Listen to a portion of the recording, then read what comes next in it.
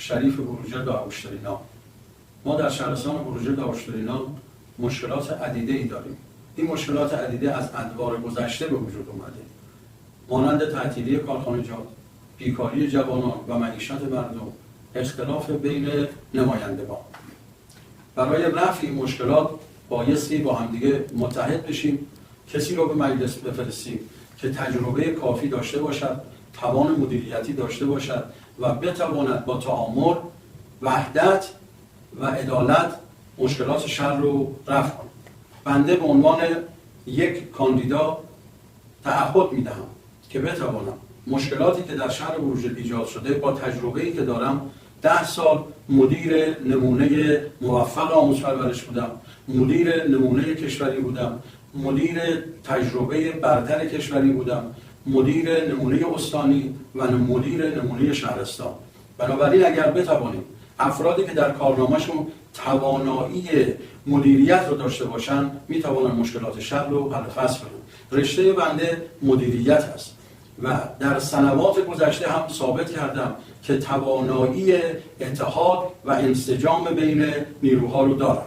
برای رفع مشکلات بایستی طرح داشت، برنامه داشت، بایستی در راستای حل مشکلات مردم بتوانیم در همه عرصه ها با صداقت و با توان وارد بشویم، با مرکز استان تعامل داشته باشیم، با مرکز کشور تعامل داشته باشیم و با داخل خود شهر هم بتوانیم در راستای پیشرفت شهرمون ایجاد تعامل و وحدت بکنیم.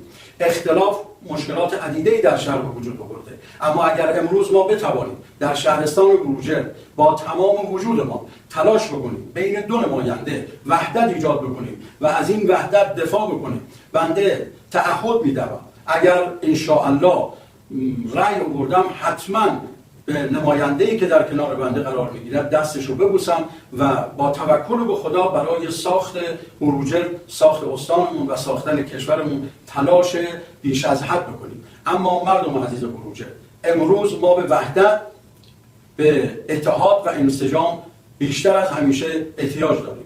تقاضام اینه، رأی ندادن بسیار بسیار مشکل ایجاد میکنه. خواهشم اینه که همه مردم بروجرد در روز رأیگیری پای صندوق‌ها رأی بیان و ما در بروجرد 280,000 نفر میتونن رأی بدن.